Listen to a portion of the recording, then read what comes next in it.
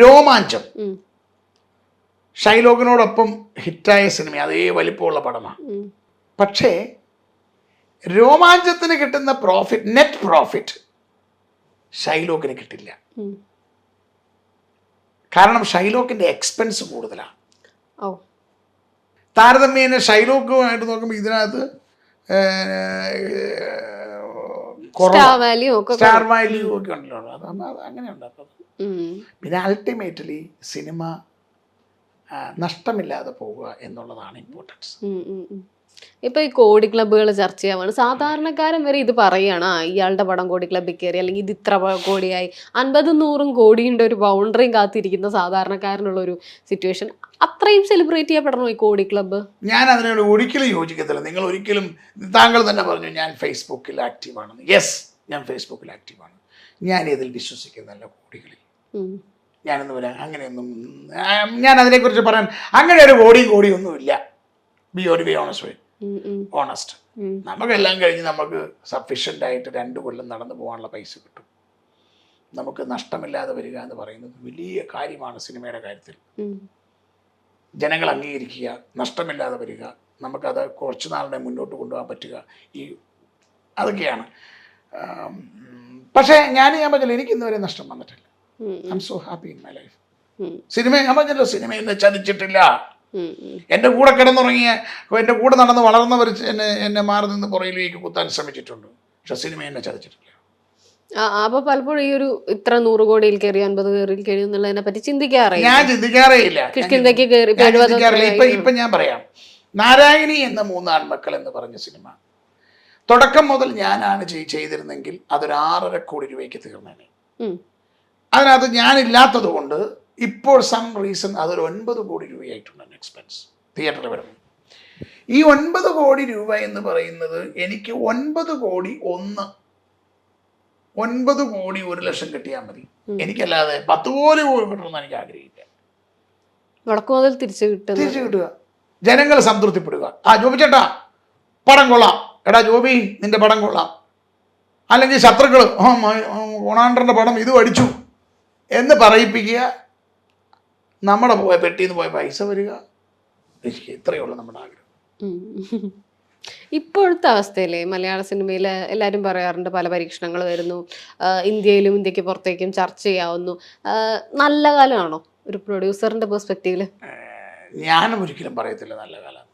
പടം അടിച്ചാൽ അവന് നല്ല കാലം, അല്ലെങ്കിൽ അവന് കഷ്ടകാലം. പടം ഓടിയില്ലെങ്കിൽ നമ്മൾ വേറൊരു ബിസിനസ് ചെയ്യുന്ന പോലെയല്ല. മറ്റുള്ള ബിസിനസ്സുകൾ ചെയ്യുമ്പോൾ നമുക്ക് മനസ്സിലാക്കേണ്ട ഒരു കാര്യമുണ്ട്.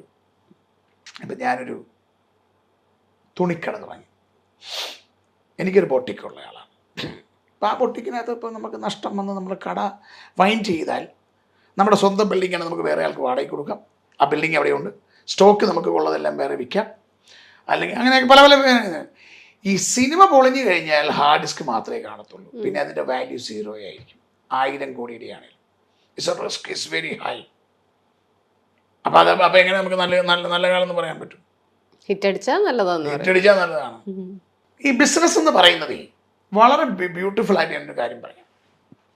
നമ്മളൊരു പുലിയുടെ പുറത്തിരിക്കുകയാണ്. നിങ്ങൾ ഇമാജിൻ ചെയ്യുക, പുലിയുടെ പുറത്ത് പിടിച്ചിട്ട് നമ്മളിങ്ങനെ ചെവിയെ പിടിച്ചുകൊണ്ട് ഈ പുലിനെ ഇങ്ങനെ നടത്തുക. പുലിപ്പുറത്താണ് ഇരിക്കുന്നത് നമ്മൾ. ഈ പുലിപ്പുറത്ത് ഈ ചെവിയേന്ന് പിടുത്തം വിട്ടാൽ ഈ പുലി നമ്മളെ കുലുക്കി താഴെ ഇടും. താഴെ വീണാൽ പുലി കടിക്കും.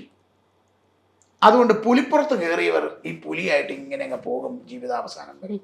ഇതാണ് ശരിക്കും പറഞ്ഞ കച്ചവടം. അത് ഏറ്റവും ശക്തിയേറിയ പുലിയാണ് സിനിമ. ഏതെങ്കിലും സമയത്ത് ശരി, ഇനി സിനിമയൊന്നും പിടിക്കണ്ട, ബാക്കി ബിസിനസ് ഒക്കെ ആയിട്ട് പോയാൽ മതി ചിന്തിച്ചിട്ടുണ്ടോ? നിങ്ങൾ ഇത്രയും വലിയൊരു ഓഫീസ് ഏതെങ്കിലും സിനിമ പ്രൊഡക്ഷൻ ഹൗസിന് കണ്ടിട്ടുണ്ടോ? അല്ല, എനിക്കറിയില്ല, ഞാൻ കണ്ടിട്ടില്ല. ഞാൻ ബാക്കി കാണാത്തോണ്ടോ. താങ്കൾ ബോംബെ പോലും കാണത്തില്ല. ഇത്രയും ഫെസിലിറ്റീസ് ഉള്ള, ഇത്രയും ഇൻഫ്രാസ്ട്രക്ചർ ഉള്ള ഒരു പ്രൊഡക്ഷൻ ഹൗസ് നിങ്ങൾ കാണില്ല. ഗുഡ്വില്ലിന്റെ ചക്രം കറങ്ങിക്കൊണ്ടിരിക്കും. എനിക്ക് ശേഷവും ജീവിതമെന്ന യാഥാർത്ഥ്യത്തിന്, ജീവിതത്തിൻ്റെ ഈ സമയത്ത് എന്നെ ആരെങ്കിലും ഉരുട്ടിയിട്ടാലും ഞാൻ ഉരുണ്ടു വീണാലും ഇത് ഇനി മുന്നോട്ട് പോയിക്കൊണ്ടിരിക്കും. Good will part of the Kerala. ഇപ്പോൾ ആർട്ടിസ്റ്റ് പേയ്മെന്റ് ഇതുപോലെ നമ്മൾ പറയുന്ന ഒരു വിഷയമാണ്. കാരണം ഒരു പടം ഹിറ്റ് ആകുമ്പോഴേക്കും വലിയ രീതിയിലൊരു പേയ്മെന്റ് അവർ മേടിക്കുന്നു. അത് എത്തിപ്പിടിക്കാൻ പലപ്പോഴും പ്രൊഡ്യൂസേഴ്സിന് പറ്റില്ല. നെക്സ്റ്റ് സിനിമ ചിലപ്പോൾ സക്സസ് അല്ലാണ്ട് വരുമ്പോഴും അവരുടെ പേയ്മെന്റ് അത് തന്നെയാവുന്നു. എന്താ തോന്നിയിട്ടുള്ള കാര്യം? ഞാനിപ്പോൾ ഒരു സംശയം ചോദിച്ചു. അതൊക്കെ നമ്മൾ സ്നേഹത്തിൽ ആർട്ടിസ്റ്റുമാരോട് പറഞ്ഞ് കാര്യങ്ങൾ മനസ്സിലാക്കി.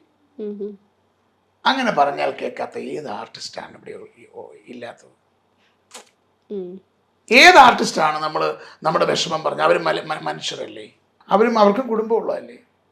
പിന്നെ എൻ്റെ സ്ഥലം, ഞാനൊരു സ്ഥലം വിൽക്കുമ്പോൾ എൻ്റെ സ്ഥലത്തിന് ഞാനല്ലേ വില കൽപ്പിക്കുന്നത് എന്ന് പറഞ്ഞ പോലെ ഒരു ആർട്ടിസ്റ്റിൻ്റെ വാല്യൂ അവരാണ് തീരുമാനിക്കുന്നത്. നമുക്ക് വേണേൽ ചെയ്താൽ മതി. പിന്നെ നമ്മുടെ വിഷമങ്ങൾ അവരോട് പറയുക, അവരോട് പറഞ്ഞിട്ട് കാര്യങ്ങൾ പറഞ്ഞ് മനസ്സിലാക്കുക, അതല്ലേ. ഇപ്പം ഒരു ഉദാഹരണം പറയാം. നാരായണിയുടെ 3 ആൺമക്കൾ, സുരാജ് വെഞ്ഞാറമൂട് ആൻഡ് ജോജു ജോർജ്. ഒരു പ്രത്യേക സാഹചര്യത്തിൽ ഞാൻ ജോജുവിനോട് പറഞ്ഞു, ജോജു സഹോദര, നിങ്ങൾക്കറിയാം ഇതെങ്ങനെയാണ് സംഭവിച്ചത്, ബ്ലാ ബ്ലാ ബ്ലാ ബ്ലാ, ഇത്രയും രൂപയായി. ജോബി ചേട്ടാ എനിക്കറിയാം, എനിക്ക് തരാനുള്ളതിൽ 25 ലക്ഷം രൂപ കുറച്ചേക്ക്, ആ പൈസ ചേട്ടന് കിട്ടുവാണെങ്കിൽ തന്നാൽ മതി. ജോജു എന്നോട് പറഞ്ഞ കേസാണ് പറഞ്ഞത്. ജോജു നല്ലവനായോണ്ടല്ലേ പറഞ്ഞു. ജോജു നല്ല അപ്പനാണ്, ജോജു നല്ലൊരു സഹോദരനാണ്, ജോജു നല്ല ഒരു ഭർത്താവാണ്. അപ്പോൾ ജോജുവിനറിയാം ഞാൻ പറയുന്നതിൻ്റെ വാല്യൂ. ജോജു അത് കുറച്ചു. ഇതുണ്ടായ സംഭവമാണ്. നാരായണിയുടെ 3 ആൺമക്കളുടെ പ്ലസ് പോയിന്റുകളിൽ 1 and 2 ഞാൻ സുരാജിനോട് പറഞ്ഞു. ബി രാകേഷ് എന്ന് പറയുന്ന എൻ്റെ ഏറ്റവും അടുത്ത സുഹൃത്താണ്, പ്രൊഡ്യൂസേഴ്സ്. രാകേഷ് ഏട്ടാ ഇങ്ങനെ ഒരു ചെറിയ ഇതുണ്ട്, നമുക്ക് സുരാജിനോടൊന്ന് സംസാരിക്കണം, ഇത് ബഡ്ജറ്റ് ഇങ്ങനെയൊക്കെ നിൽക്കുകയാണ്. എന്നാടാ നമുക്ക് സംസാരിക്കാം, നമ്പർ സംസാരിക്കും. ഞാൻ സംസാരിച്ചു. സുരാജ് എങ്ങനെയാണ് കേട്ടോ ചേട്ടാ മനസ്സിലായി, 10 ലക്ഷം കുറച്ചു. അതാണ് എക്സ്പീരിയൻസ്. എനിക്ക് തോന്നി, ഞാൻ പറഞ്ഞില്ല എന്നെ സിനിമ ഇന്ന് വരെയും വേദനിപ്പിച്ചിട്ടില്ല. വേദനിപ്പിക്കാതെ ഞാൻ എങ്ങനെയാ പറയണേ? നാരായണിയുടെ 3 ആൺമക്കളും ഹിറ്റാവും, ഉറപ്പാണ്, നല്ല സിനിമയാണ്. ഈ OTT-ന്റെ കാര്യം ഉണ്ടല്ലോ, നമ്മൾ അന്ന് സംസാരിച്ചപ്പോൾ ചെറിയ രീതിയിൽ പറഞ്ഞു. ഇപ്പോഴത്തെ ഒരു കണ്ടീഷൻ എന്താ? OTT-യിൽ ഇപ്പൊ പലരും പറയുന്ന ഇനിയിപ്പോൾ OTT-ൽ ഇറങ്ങുമല്ലോ അപ്പൊ കാണാം എന്നൊരു പ്രേക്ഷകർക്കൊരു ധാരണയുണ്ട്. ഒരിക്കലും ഇനി അങ്ങോട്ട് OTT കാണാൻ നിൽക്കരുത്. From now on audience should go to the theatre and watch the movie. കാരണം ഇപ്പോൾ ഒരു സിനിമയും OTT വിറ്റിട്ടല്ല വരുന്നത്. ആയതിനാൽ തിയേറ്ററിൽ നിന്ന് പോയി സമയം കഴിഞ്ഞു കുറേ നാൾ കഴിയാതെ ഒരിക്കലും OTT-ൽ പടം വരില്ല. ചിലതൊക്കെ പെട്ടെന്ന് വരുന്ന കാരണം ആളുകൾ ഇങ്ങനെ അങ്ങനെ ഒരു സംസാരം ഉണ്ടായി. ഇനി വരില്ല. അവരുടെ policies R changed. Okay, they change after release. If the movie success they will buy, otherwise no. ഒട്ടും ബൈ ഇല്ല എന്നാണോ? അല്ലെങ്കിൽ ഒട്ടും ബൈ ഇല്ല, ആരും പ്രീ സെയിൽ ഇല്ല. ഓ അപ്പൊ അത്രയധികം സക്സസ് അല്ലാത്ത മൂവികളുടെ സെയിൽ ഇപ്പൊ എങ്ങനെയാ? യൂട്യൂബിൽ കാണേണ്ട വരും. Please subscribe Goodwill Entertainment's YouTube channels. Please subscribe Goodwill Entertainment's Goodwill Movies. Only for some movies. Cinema മാത്രമേ അതിനകത്തുള്ളൂ. സബ്സ്ക്രൈബ് ചെയ്തോ.